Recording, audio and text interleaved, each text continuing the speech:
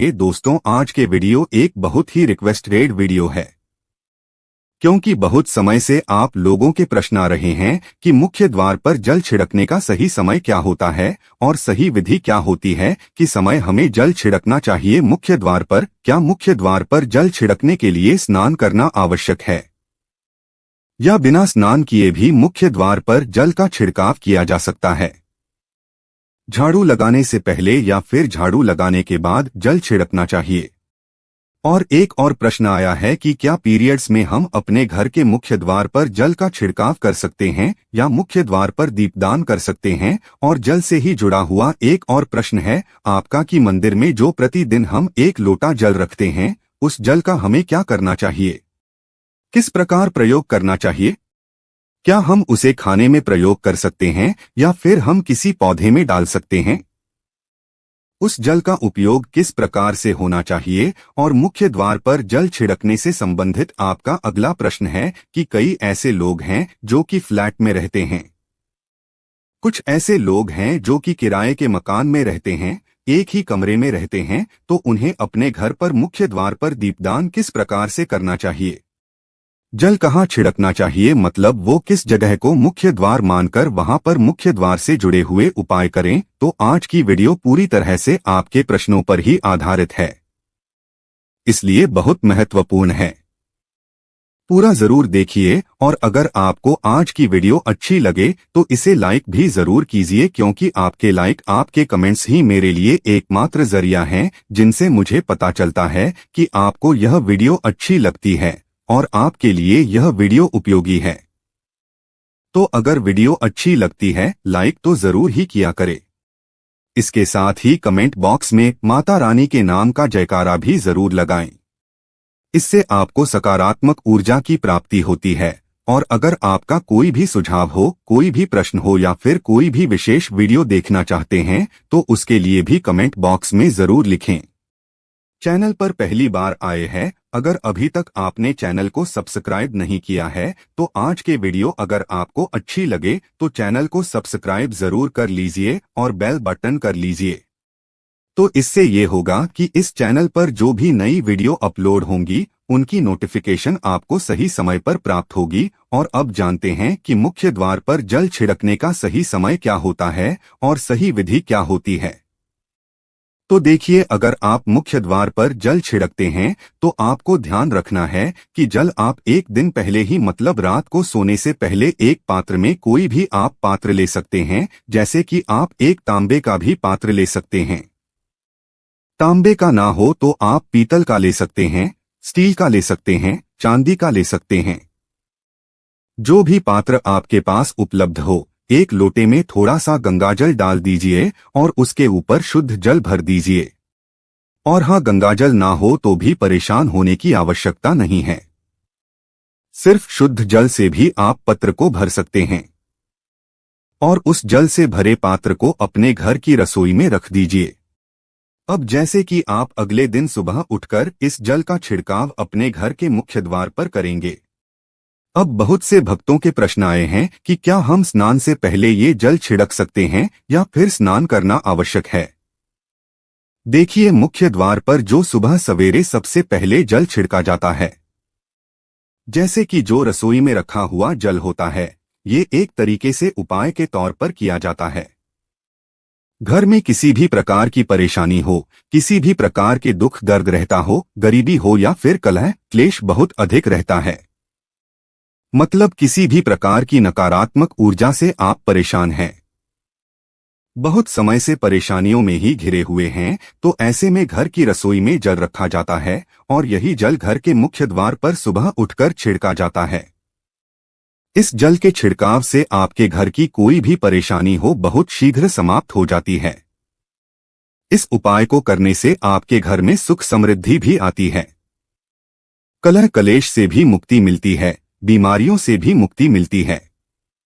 मतलब देखिए, किसी भी प्रकार की मानसिक परेशानी हो, शारीरिक परेशानी हो, आर्थिक तंगी हो या आपके घर में कोई वास्तु दोष हो, किसी भी प्रकार का ग्रह दोष हो, जैसे कि कई बार ऐसा होता है कि कई लोगों के ऊपर कई प्रकार के बुरे ग्रह दोषों का प्रभाव होता है, जिसकी वजह से घर में परेशानियां हमेशा बनी रहती है, तो ग्रह दोषों के प्रभाव से भी आपको मुक्ति मिलती है। वास्तु दोष और पितृ दोष भी समाप्त होता है। इसके साथ ही जैसे कि बहुत से लोगों के प्रश्न होते हैं कि उनके ऊपर किसी ने कुछ कर करा दिया है। उनके परिवार में किसी भी प्रकार की पहले कोई परेशानी नहीं थी, लेकिन अभी कुछ समय से परेशानियां लगातार आती ही जा रही है और कोई रास्ता नहीं मिल रहा है। परेशानी से निकलने का तो किसी के भी किए कराए तंत्र मंत्र का प्रभाव हो, किसी की बुरी नजर का प्रभाव हो, तो भी आपके इस उपाय से मतलब इस एक लोटे जल से आपकी परेशानी स्वतः ही कुछ दिनों में समाप्त हो जाती है। तो यह घर की सभी परेशानियों से मुक्ति पाने का रामबाण और सबसे सरल, सबसे आसान उपाय होता है, जो हमारे शास्त्रों में वर्णित है। तो आप अपने घर की रसोई में एक लोटा जल रखें, रात में भरकर और प्रातःकाल जल्दी उठकर उसी जल से अपने घर के मुख्य द्वार पर छिड़काव कीजिए। अब जैसे कि बहुत से लोगों के प्रश्न आते हैं कि यह जल हमें किस समय अपने घर के मुख्य द्वार पर छिड़कना चाहिए, तो देखिए, सुबह सूर्योदय होने से पहले इस जल का छिड़काव आपके घर के मुख्य द्वार पर हो जाना चाहिए। आप चाहे इसके बाद आप शुद्ध जल से मतलब किसी भी दूसरे जल से अपने घर के मुख्य द्वार को धोते हैं तो बाद में भी धो सकते हैं, कोई समस्या नहीं है। लेकिन इस जल का छिड़काव घर के मुख्य द्वार पर सूर्योदय होने से पहले हो जाना चाहिए। और अब जैसे आपका अगला प्रश्न है कि क्या हमें स्नान करके इस जल का छिड़काव अपने घर के मुख्य द्वार पर करना चाहिए या फिर बिना स्नान किए भी कर सकते हैं। देखिए, ये जो हम जल छिड़कते हैं मतलब ये एक उपाय होता है, तो इसे हम स्नान करने के बाद नहीं करते हैं। सुबह जल्दी उठते हैं और उठकर सबसे पहले घर की रसोई में जाएंगे। उसके बाद उस जल को लेकर आप घर के मुख्य द्वार पर जाएंगे। मुख्य द्वार खोलकर मतलब मेन गेट खोल दीजिए और उसके बाद मुख्य द्वार पर इसी जल का छींटा दीजिए, छिड़काव कर दीजिए और जल का छिड़काव करते समय अपने पितरों का ध्यान कीजिए। माँ लक्ष्मी का ध्यान कीजिए, क्योंकि कहा जाता है कि सुबह सुबह माँ लक्ष्मी प्रत्येक द्वार पर आती है, सबके द्वार पर आती है। जिनके भी द्वार खुले होते हैं, जिनके घर में जल का छिड़काव मुख्य द्वार पर हुआ रहता है, उसके घर में वह प्रवेश कर जाती है। तो माँ लक्ष्मी का अपने मन में ध्यान कीजिए और एक तरह से प्रार्थना कीजिए कि हे माँ लक्ष्मी, आप मेरे घर में प्रवेश करें, मैं आपका स्वागत करने के लिए तैयार हूँ। और इसके बाद अपने पितरों का ध्यान कीजिए, क्योंकि हमारे घर की जो दहलीज होती है वहीं पर पितरों का वास माना जाता है। तो जब आप दहलीज पर जल के छींटे देते हैं तो आपके पितर बहुत हो जाते हैं, प्रसन्न हो जाते हैं और उनका आशीर्वाद भी आपको प्राप्त होता है। तो सुबह जो आप जल छिड़कें, इसके लिए स्नान करने की आवश्यकता नहीं है, बिना स्नान किए भी कर सकते हैं। और अब आपका अगला प्रश्न है कि क्या झाड़ू लगाने के बाद हमें जल का छिड़काव करना चाहिए या फिर झाड़ू लगाने से पहले भी जल का छिड़काव कर सकते हैं। तो देखिए, जैसे मैंने आपको पहले ही बताया, सोकर उठने के बाद सबसे पहला कार्य जो आपको करना है वो जल का छिड़काव ही करना है। उसके बाद आप झाड़ू लगा सकते हैं। लेकिन एक चीज का ध्यान रखिए, जब हम सोकर उठते हैं तो सबसे पहले बिस्तर पर बैठे हुए ही अपने दोनों हथेलियों को जोड़कर और दोनों हथेलियों को सामने से जोड़कर पूरी हथेली को देखा जाता है। उसमें माँ लक्ष्मी का ध्यान किया जाता है, उसके साथ ही पंच देवताओं का ध्यान किया जाता है। पंचदेवता कौन कौन से होते हैं? माँ दुर्गा, भगवान शिव, भगवान श्री हरि, विष्णु, गणपति, गजानन और भगवान सूर्य देवता। पंच देवताओं का ध्यान हम अपने हाथों में ही करते हैं, हथेलियों में ही करते हैं। करागरे वास्ते लक्ष्मी करमधे सरस्वती करमुले तू गोविंदा प्रभाते प्रदर्शन। हम इस मंत्र का उच्चारण आप चाहें तो कर सकते हैं, नहीं करते हैं तो भी कोई बात नहीं। अपने इष्ट देवता का और पंच देवताओं का ध्यान अपनी हथेलियों में कर लीजिए। उसके बाद दोनों हाथ जोड़कर सभी देवी देवताओं को प्रणाम किया जाता है और उसके बाद अपने हाथ से पृथ्वी का स्पर्श करते हैं, धरती को छूकर प्रणाम करते हैं 2 बार या 3 बार और उसके बाद अपना दाहिना पांव पृथ्वी पर रखते हैं, धरती पर रखते हैं। उसके बाद ही बाकी के जो सभी कार्य होंगे वो उसके बाद ही किए जाएंगे। जल का छिड़काव आप उसके बाद ही करेंगे। मतलब सुबह उठने के बाद सबसे पहले हथेलियों के दर्शन, फिर धरती को प्रणाम कीजिए, फिर धरती पर पैर रखिए और उसके बाद रसोई में जाकर आपको जल लेना है और घर का मुख्य द्वार खोलकर मुख्य द्वार पर जल का छिड़काव करना है। माँ लक्ष्मी का और अपने पितरों का ध्यान करना है। उसके बाद आप अपने घर में आ जाएंगे और उसके बाद जो भी आपके रूटीन वर्क होते हैं, मतलब झाड़ू लगाएंगे या फिर आप स्नान करेंगे, ये सभी कार्य उसके बाद किए जाएंगे। और अब जैसे कि कई लोगों के प्रश्न आते हैं कि जब हम जल का छिड़काव करते हैं, क्या उसी समय हम घर के मुख्य द्वार पर झाड़ू लगाकर और पानी डालकर क्या हम मुख्य द्वार की अच्छे से सफाई कर सकते हैं? जी हाँ, बिल्कुल कर सकते हैं। पहले आप जो रसोई में रखा हुआ जल है उस जल का छिड़काव कर दीजिए। उसके बाद और भी पानी डालकर, मतलब अगर आपके पास जल और उपलब्ध है तो और जल लेकर और घर के मुख्य द्वार की अच्छी तरह से झाड़ू से या कैसे भी सफाई कर सकते हैं। और कई लोगों के प्रश्न आए हैं कि हम किसी फ्लैट में रहते हैं या फिर किसी ऐसे कमरे में रहते हैं, किराए के कमरे में, कि हमारे पास एक ही कमरा है, तो हम जल का छिड़काव या फिर दीपदान कहाँ पर करें? किसी हम अपना मुख्य द्वार माने देखिए जो आपका अपना कमरा है या फिर जो फ्लैट है आपका जहाँ पर आपका नेम प्लेट लगा हुआ है, आप उसी स्थान पर दीपदान करेंगे और उसी स्थान पर आपको जल का छिड़काव करना है। मतलब जहां पर आपका अगर एक ही कमरे का मकान है तो आपके कमरे का जो दरवाजा है वहीं पर आपको थोड़ा सा जल छिड़कना है और वहीं पर आप दीपदान भी करेंगे। जो कि मुख्य द्वार से जुड़े हुए उपाय होते हैं वो आप अपने घर के, मतलब जो अपना कमरा है उसके बिल्कुल दरवाजे के पास ही करेंगे। और आपका अगला प्रश्न है कि क्या पीरियड्स में हम अपने घर के मुख्य द्वार पर जल का छिड़काव कर सकते हैं, दीपदान कर सकते हैं? देखिए, जल का छिड़काव करने के लिए पीरियड्स हो या ना हो उसे कोई फर्क नहीं पड़ता, आप जल का छिड़काव कर सकते हैं। रही बात दीपदान की, तो दीपदान देखिए कार्मिक पूजा में आ जाता है और कार्मिक पूजा हम बिना शुद्ध हुए नहीं कर सकते हैं, मतलब पीरियड समाप्त होने के बाद ही आप कर सकते हैं। बाकी जल का छिड़काव आप कभी भी कर सकते हैं, पीरियड्स में भी कर सकते हैं, कोई समस्या नहीं है। और अब आपका प्रश्न है कि क्या मंदिर में जो हम जल रखते हैं क्या वो रखना जरूरी है, और अगर हम रखते हैं तो उस जल का क्या करें? देखिए, मंदिर में जल रखना बहुत आवश्यक है।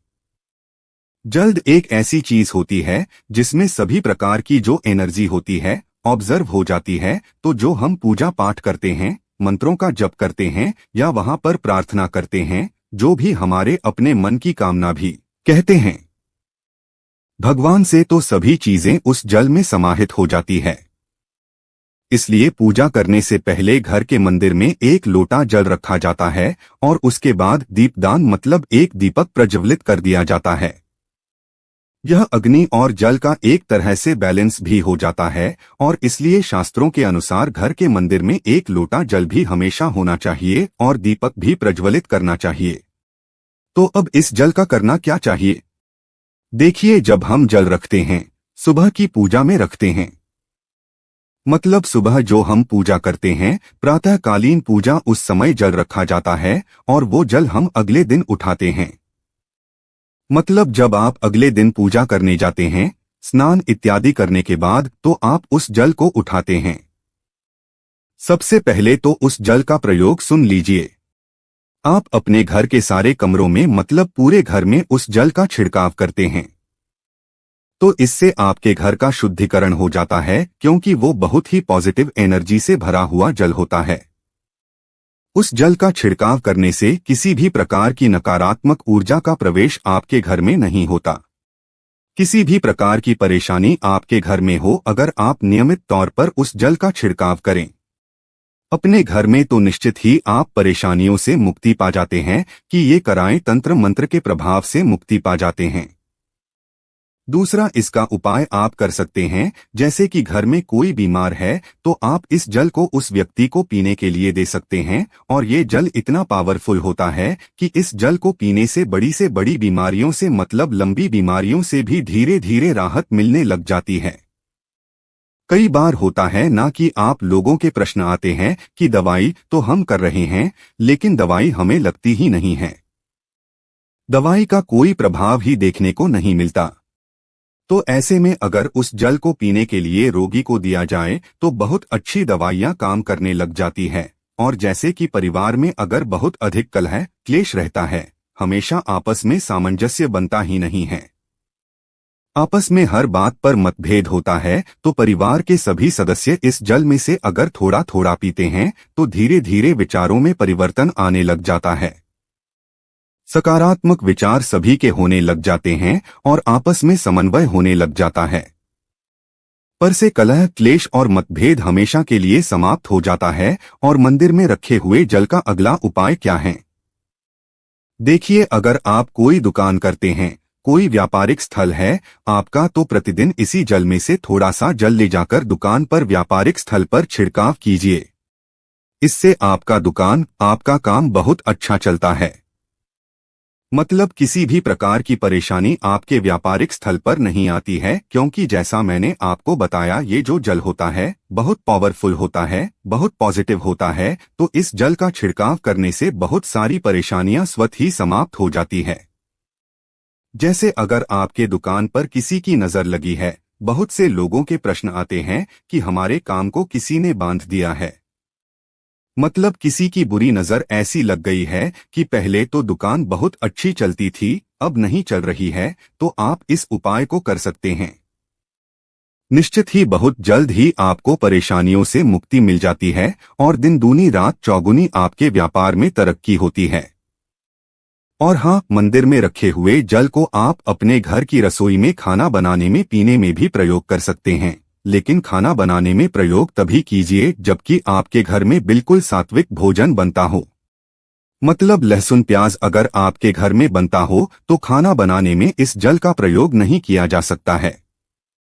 फिर आप इस जल को थोड़ा थोड़ा परिवार के सदस्य मिलकर ग्रहण कर सकते हैं और बचे हुए जल को आप अपने घर में पौधों में डाल सकते हैं। तो देखिए, ऐसा नहीं है कि मंदिर पर रखा हुआ जल बेकार होता है, किसी काम का नहीं होता है। बहुत सारे उपयोग इस जल के होते हैं। अगर हम सही तरीके से प्रयोग करें तो अपने जीवन की बहुत सारी परेशानियों का समाधान मात्र इस एक लौटे जल से हम कर सकते हैं। तो ध्यान रखिए कि मंत्रों से अभिमंत्रित जल बहुत महत्वपूर्ण होता है, बहुत शक्तिशाली होता है। और हमारे घर के मंदिर पर रखा हुआ जल देवताओं का आशीर्वाद होता है, क्योंकि पूरे समय वह देवताओं के पास होता है। देवी देवता वहां पर रहते हैं, तो उस जल में हर प्रकार की शक्ति समाहित होती है, जो कि सकारात्मक शक्तियां होती है। और इस जल का प्रयोग अगर हम सही तरीके से करते हैं, मतलब उसको पीने में करते हैं, खाना बनाने में करते हैं, घर में जल का छिड़काव करने में करते हैं, तो इससे हमारी समस्याओं का समाधान होता है। और अगर कोई भी कार्य नियमित तौर पर मतलब प्रतिदिन किया जाता है तो उसका हमें लाभ प्राप्त होता है। कभी कभी करेंगे तो निश्चित ही आपको उतना लाभ दिखाई नहीं देगा, लेकिन अगर आप नियम बना लेंगे कि हर रोज उसी जल से घर में छिड़काव करना है, घर में प्रत्येक व्यक्ति को थोड़ा थोड़ा पीने के लिए देना है, बचे हुए जल को पौधों में डाल दीजिए, दुकान पर छिड़क दीजिए, अपने घर के व्यापारिक स्थल पर छिड़काव कीजिए, बच्चों की बुक शेल्फ में, अपने घर की तिजोरी में, हर जगह इस जल का छिड़काव कीजिए और नियमित तौर पर कीजिए। चमत्कार आपको निश्चित ही देखने को मिलेगा। इसी प्रकार से जो रसोई में रखा हुआ जल होता है, उसका छिड़काव अपने घर के मुख्य द्वार पर कीजिए, तो इसका भी आपको लाभ बहुत ही शीघ्र दिखाई देगा। लेकिन इसे अपने रूटीन में शामिल करना होगा, प्रतिदिन नियम से यह कार्य करना होगा, तभी आपको लाभ देखने को मिलेंगे। और हाँ, कई लोगों के प्रश्न आते हैं कि मंदिर पर जो रखा हुआ जल होता है, तो जब हम अगले दिन उठाते हैं तो उसमें कई बार कुछ चीजें पड़ जाती हैं, कोई कीड़े मकोड़े पड़ जाते हैं, क्योंकि खुला होता है। तो क्या हम उसे ढक सकते हैं?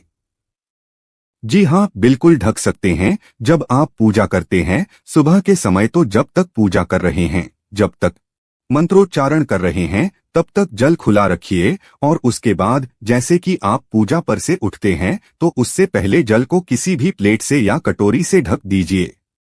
फिर जब आप अगले दिन उस जल को उठाएंगे तो बिल्कुल शुद्ध और साफ सुथरा जल आपको मिलेगा, और उस जल का प्रयोग आप अपने किसी भी कार्य में कर सकते हैं। और अब आपका अगला प्रश्न है कि क्या पुरुष भी इस उपाय को कर सकते हैं? एक प्रश्न आया था कि हमारी जो पत्नी है वो बहुत देर तक सोती है और हम सुबह जल्दी उठ जाते हैं, तो क्या हम जल का छिड़काव नहीं कर सकते हैं? देखिए, ऐसा नहीं है कि ये उपाय पुरुष नहीं कर सकते हैं। जल का छिड़काव पुरुष भी कर सकते हैं, स्त्रियां भी कर सकते हैं। सबके लिए बराबर का अधिकार है। लेकिन शास्त्रों के अनुसार घर की लक्ष्मी घर की स्त्रियों को कहा गया है। अगर किसी कारणवश कोई विशेष ऐसा कारण हो कि आपकी पत्नी बीमार हो, मतलब अस्वस्थ है, बिल्कुल भी उठ नहीं पाती है, तब ऐसी अवस्था में आप कर लेते हैं, बहुत अच्छी बात है। एक दूसरे का हमें ध्यान रखना चाहिए। लेकिन अगर बिना किसी वजह के आपकी पत्नी देर तक सोती है और फिर आप जल का छिड़काव कर रहे हैं या फिर आप कितने भी उपाय कर रहे हैं, उसका आपको कोई लाभ नहीं मिलता है।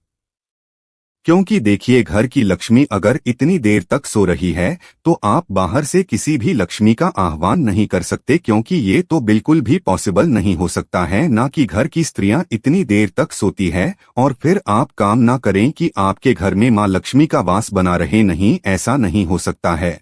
और अब जैसे कि मान लीजिए कि अभी आपकी परिस्थिति बिल्कुल ठीक है, आपकी पत्नी बहुत देर तक सोती है, फिर भी आपके घर में लक्ष्मी की कृपा है, तो इसे आप अपने पिछले जन्मों का पुण्य कर्म समझिए।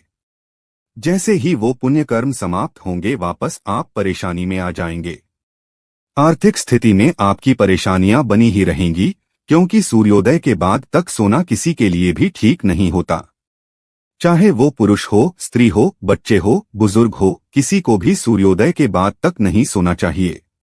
लेकिन हाँ, अगर आपकी पत्नी बीमार है, किसी कारणवश 2-4 दिनों के लिए परेशानी है या पीरियड्स में है, आप चाहते हैं कि आप कर ले तो आप बिल्कुल कर सकते हैं। लेकिन प्रतिदिन नियमित तौर पर आपकी पत्नी को ही ये उपाय करना चाहिए। और आपका अगला प्रश्न है कि क्या कुंवारी लड़कियां अपने घर के मुख्य द्वार पर जल का छिड़काव कर सकती है? देखिए, जैसा मैंने आपको बताया, यह उपाय घर की लक्ष्मी के लिए बनाया गया है। अब घर की लक्ष्मी कौन होती है? घर की जो सौभाग्यवती स्त्रियां होती है, जैसे कि आपकी माँ हो गई, भाभी है, ये सब करती है। और हाँ, घर की जो बड़ी बुजुर्ग महिला होती है, अगर वह इस उपाय को करें तो और भी अच्छा होता है। तो घर की महिलाएं, घर की बहुएं इस उपाय को करें तो ज्यादा श्रेष्ठ होता है। लेकिन हाँ, किसी कारणवश अगर वो नहीं कर पाती है, तो अगर आप घर में हैं, कुंवारी लड़कियां घर में हैं, तो आप लोग कुमारी लड़कियों से भी करवा सकते हैं। कुंवारी लड़कियां भी घर के मुख्य द्वार पर जल का छिड़काव कर सकती है, दीपदान कर सकती है। कहीं कोई समस्या नहीं है, लेकिन प्रयास यही करना चाहिए कि घर की जो बहुएं हैं वो इस उपाय को करें, और उनकी अनुपस्थिति में फिर कोई भी कर सकता है, कोई समस्या नहीं है। एक और प्रश्न आया था कि क्या विधवा स्त्री अपने घर के मुख्य द्वार पर जल का छिड़काव कर सकती है या फिर दीपदान कर सकती है? देखिए, आप अपने घर की मालकिन हैं। आप अपने घर में स्वयं ही सभी कार्य करती है, तो आप ही इस उपाय को करेंगी, कोई समस्या नहीं है। क्योंकि देखिए, आपके पति नहीं हैं, लेकिन आपके बच्चे हैं, तो आप कहीं भी सुहागिनी स्त्रियों से कम नहीं हैं। अपने घर के सभी कार्य खुद ही कर सकती है। जल का छिड़काव करना हो, दीपदान करना हो, पूजा आराधना करनी हो, मंदिर जाना हो या मंदिर से जुड़ा हुआ कोई उपाय करना हो, तो हमेशा ही आप लोगों के प्रश्न आते हैं कि क्या हम इस उपाय को कर सकते हैं, क्यों नहीं कर सकते हैं?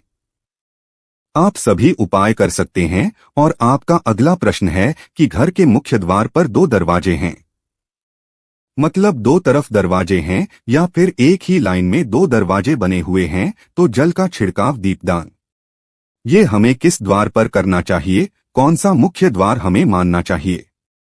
देखिए, अगर आपके घर में 2 द्वार बने हुए हैं, 2 जगह दरवाजे हैं, घर में मुख्य द्वार 2 तरीके का बना हुआ है, तो ऐसे में आप जिस दरवाजे को बहुत ज्यादा प्रयोग करते हैं, आने जाने में वही आपका मुख्य द्वार होता है।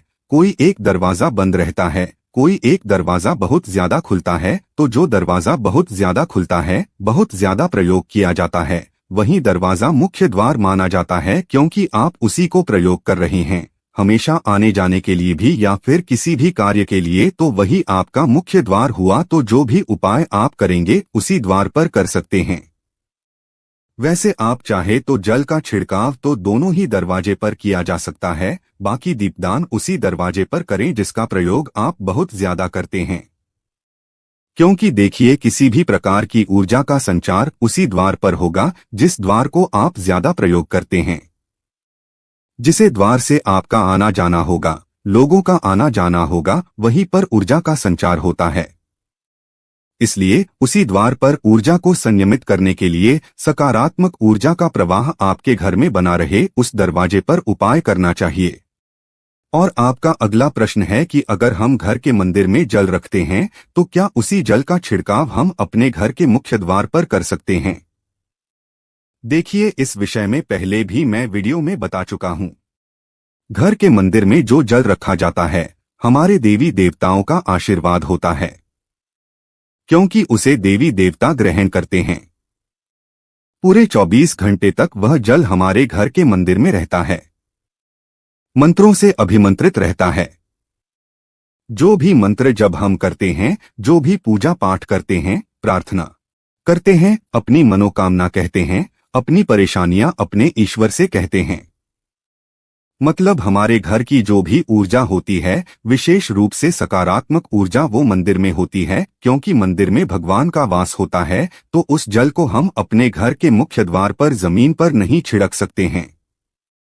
मंदिर में रखे हुए जल का छिड़काव आप अपने घर में कर सकते हैं, घर के हर कोने में कर सकते हैं, पूरे घर में, मतलब घर की तिजोरी, लॉकर, बच्चों का बुक शेल्फ, जो भी आपको लगता है कि यहाँ पर सकारात्मक ऊर्जा होनी चाहिए, यहाँ पर भगवान का आशीर्वाद मिलना चाहिए, ऐसे स्थानों पर आप उस जल का छिड़काव कर सकते हैं। छत पर, बालकनी में, घर के पौधों में डाल सकते हैं। इसके अलावा अगर आप व्यापार करते हैं, आपकी दुकान है, आपका व्यापारिक स्थल है, फैक्ट्री है, तो आप उन स्थानों पर भी इस जल का छिड़काव कर सकते हैं। घर के मुख्य द्वार पर जमीन पर नहीं डालना है, लेकिन आप चाहें तो बाहर निकलकर और घर के दरवाजों पर, मतलब मेन गेट पर छिड़क सकते हैं, मतलब मुख्य द्वार के ऊपर जल का छिड़काव कर सकते हैं। जमीन पर सीधा डायरेक्ट जमीन पर नहीं डाल सकते हैं। बस इस बात का ध्यान रखिए। वैसे आप जब जल का छिड़काव करते हैं तो जमीन पर तो थोड़ा बहुत आता ही है, लेकिन क्योंकि ये कार्य आप जानबूझकर नहीं कर रहे हैं, आप ऊपर फेंकते हैं, सीधे पानी थोड़ा बहुत नीचे आता है, तो इसमें दोष नहीं लगता है। लेकिन सीधे आप जमीन पर रखें फिर उस पर पैर रखें तो इसका तो बहुत बड़ा दोष लगेगा, तो यह मत कीजिए। जल का छिड़काव मुख्य द्वार पर करना है तो इसके लिए घर की रसोई में जल रखिए है और उसी जल का छिड़काव कीजिए। और इसके अलावा नॉर्मल पानी से भी, मतलब किसी भी शुद्ध जल का छिड़काव आप अपने घर के मुख्य द्वार पर कर सकते हैं। मंदिर में रखा हुआ जल ध्यान से सोच समझकर प्रयोग कीजिए। और हाँ, मंदिर पर रखा हुआ जल किस प्रकार से प्रयोग करना चाहिए, कितने उपाय इसके किए जा सकते हैं, इसकी जानकारी आपको पिछले वीडियो में दी जा चुकी है। अगर आपने देखा है तब तो आपको पता ही होगा, जिन भक्तों ने नहीं देखा है उस वीडियो को जरूर देख लीजिए। और एक और प्रश्न है कि क्या पीरियड में जल का छिड़काव किया जा सकता है, तो इस प्रश्न का उत्तर मैं आपको पिछले वीडियो में दे चुकी हूं। फिर भी यह प्रश्न बार बार पूछा जा रहा है, तो मैं आपको बता दूं, घर के मुख्य द्वार पर जो जल का छिड़काव आप करेंगे, ये किसी भी प्रकार से कार्मिक पूजा में नहीं आता है। मतलब जल का छिड़काव करते समय ना तो आपको धूप बत्ती करनी है, ना ही आपको दीप प्रज्वलित करना है। मतलब किसी भी प्रकार की कार्मिक पूजा आप नहीं कर रहे हैं, तो ऐसे में जल का छिड़काव पीरियड में भी किया जा सकता है। मन में किसी प्रकार का संशय मत रखिए। तो यह है आज के वीडियो, जो पूरी तरह से आपके प्रश्नों पर आधारित है। तो दोस्तों, ये है आज की वीडियो। उम्मीद करता हूं आपके सभी प्रश्नों के उत्तर वीडियो में मिल गए होंगे। इसके अलावा भी अगर आपका कोई प्रश्न हो तो कमेंट बॉक्स में लिख सकते हैं।